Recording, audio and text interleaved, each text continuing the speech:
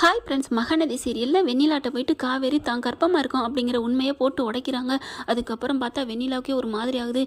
ஒரு குழந்தையும் தாயுமா இருக்கிறவளையா நம்ம புருஷன்ட்டு வந்து பிரிக்கணும் அப்படின்னு நினைக்கிறாங்க. என்ன காவேரி, உண்மையாக தான் சொல்கிறீங்களா அப்படிங்கிறாங்க. இங்கே பாருங்கள், என்னோட மொபைலில் பாருங்கள் அப்படின்னு மொபைலை காமிக்கிறாங்க. அதில் இவங்க எத்தனை மாத சிசு இருக்குது, எத்தனை வார சிசு இருக்குது அப்படிங்கிற முதற்கொண்டு டாக்டரோட சிட்டை எல்லாமே, மாத்திரை சிட்டிலேருந்து எல்லாம் இருக்குது. எப்போ பார்த்தோம், போன வாரம் நாங்கள் பார்த்தோம், மெடிக்கலில் போனோம், எல்லாமே இங்கே பாருங்கள் டாக்டர்கிட்ட பார்த்தது. நீங்கள் ஃபோன் வேணால் அடித்து கேட்குறியா, இப்போவே நான் ஃபோன் போடுறேன்னு சொல்லிட்டு அந்த டாக்டருக்கு ஃபோன் போடுறாங்க. அவங்க ஃபோன் எடுத்தோன்னே, என்ன காவேரி, குழந்தை நல்லா இருக்கா, குழந்தைய நல்லா பார்த்துக்கிறியா, அப்புறம் உன் ஹஸ்பண்ட் எப்படி உன் மேலே உயிராக இருக்காரு, அந்த குழந்தைய பத்திரமா பெற்றெடுக்கணும் சரியா, அப்படி இப்படிங்கிறாங்களா. சரிங்க மேடம் அப்படின்னு சொல்லிட்டு வச்சுறாங்க. போதுமா வெண்ணிலா, எப்படி நீ நம்புறியா இப்போச்சும் அப்படிங்கிறாங்க. வெண்ணிலா ஒரு மாதிரி ஆகுறாங்க. அதுக்கப்புறம் நம்ம தான் தகப்பு இல்லாமல் வளர்றோம், உன் குழந்தை தகப்பு இல்லாமல் வளரக்கூடாது, கண்டிப்பாக நான் உன் அன்பை புரிஞ்சுக்கிறேன், நான் விட்டு கொடுக்குறேன், ஏன்னா என் விஜய் நல்லா இருக்கணும், அதுதான் எனக்கு முக்கியம், விஜய் ஜெயிலுக்குள்ள இருக்கிறத எனக்கு பார்க்க சைக்கிள் தான், என்ன பண்ணுறது அப்படின்னு சொல்லிட்டு நான் இப்போயே போய் கேஸை வாபஸ் வாங்குறேன் அப்படிங்கிறாங்க. காவேரி என்ன பண்ணுறாங்க, இரு நான் போய் எல்லாம் பேசிட்டு வந்துடுறேன், எனக்கு ரொம்ப சந்தோஷமாக இருக்குது வெண்ணிலா, நீ இவ்வளோ நல்லவளாக இருப்பேன் நான் நினைக்கவே இல்லை, என்ன இருந்தாலும் நீ விஜய் விரும்பினில்லை, நீ நல்லவங்கிறனால நான் அவர் விரும்பியிருக்காரு, இருக்கட்டும் காவேரி, நீ என்னை கூட்டியாந்து காப்பாற்றிருக்க, அதுக்கு நான் கைமாறு பண்ணுறேன் அப்படி இப்படின்னு 2 பேரும் பாசம் மழை பொழிகிறாங்க. என்ன ஓரகத்தி 2 பேரும் ஒன்று சேர்ந்துட்டாளுகளா அப்பா அப்படின்னு ராகினி பேச, இருமா காவேரி உள்ளுக்கு போட்டு அப்புறமா பார்த்துக்குவோம் அப்படின்னு காவேரி உள்ளே போனதுக்கப்புறம் கிட்டக்க வராங்க. என்ன நினச்சிட்டு இருக்க வெண்ணிலா அப்படிங்கல ஓங்கி அரைகிறாங்க. ராகினியை அரைஞ்ச கையோட, என்னடி அரைகிற அப்படிங்கல பசுவுக்கு செம்ம கோவம் வந்துடுது. நான் அந்த காவேரியை அட்டிக்க போனேன், நீ ஏமாத்திரம், உனக்கு பாவம் பார்த்தா ரொம்ப பண்ணுறியா, என்னது எனக்கு பாவம் பார்த்தீங்களா, யாரா சொன்னது எனக்கு பாவம் பார்த்தீங்கன்னு, நீங்கள் எப்பேற்பட்ட ஆள்னு எனக்கு தெரியாதா அப்படிங்கிறாங்க.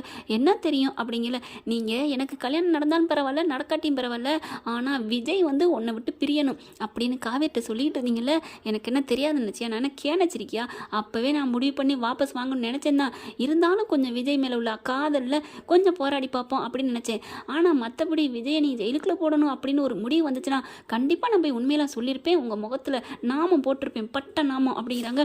என்னப்பா ரொம்ப பேசுகிறாளே அப்படிங்கல, இங்கே பாரு வெண்ணிலா, சொல்கிறத கேளு, நான் மறுபடியும் கெஞ்சி பேசுகிறோம், அதெல்லாம் முடியாது, நான் இப்போ உள்ளர போகிறேன் அப்படிங்கல. சரி போகிறது இருக்கட்டும், இங்கே வா ஒரு நிமிஷம், நான் அதை சொல்கிறத மட்டும் கேட்டுப்போ, காவேரி சொன்னதை நீ கேட்டில, அதேமாதிரி நான் ஒரே ஒரு விஷயம் ஒன்று ஒரு நிமிஷம் கேட்டுட்டு நீ போயிரு அப்படிங்கிறாங்க. என்ன விஷயம் சொல்லு அப்படிங்கல. இங்கிட்டு வா, இங்கே சொன்னால் காவேரி வந்து கேட்டுருவா, அவள் கேட்டால் கேட்டு போட்டோம், ப்ளீஸ் வெண்ணிலா வாங்கன்னு சொல்லி கூட்டிக்கிட்டு அப்படியே அவங்க காருக்கு பக்கத்தில் போய் கபக்குன்னு வாயை பற்றி படார்னு உள்ளுகளை தள்ளிடுறாங்க. அப்படியே பசுவும் கொசுவும் பறந்துடுது. வண்டி எடுத்துகிட்டு கூட்டிகிட்டு எங்கேயோ தூக்கிட்டு போயிருதுங்க. இங்கே காவேரி பார்க்குறாங்க. உள்ளுக்கு போய் சொல்லிட்டு வெண்ணிலா வந்து எல்லாத்தையும் சொல்கிறேன்னு சொல்லிட்டா, வாபஸ் வாங்குறேன்னு சொல்லிட்டு அவங்கள புரிஞ்சுக்கிட்டாங்க.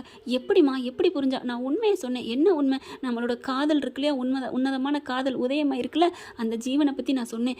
என்ன காவேரி கர்ப்பமாக இருக்க சொல்லிட்டியா, ஆமாங்க, இதில் இனிமேல் மறைச்சி வச்சு என்னங்க பண்ணியும் வெளியில் தெரியத்தான் போகுது, அது உங்கள் விடுதலைக்கு நான் உபயோகமாக இருக்கட்டுமே, அதனால தாங்க சொல்லிட்டேன் அப்படிங்கிறாங்க.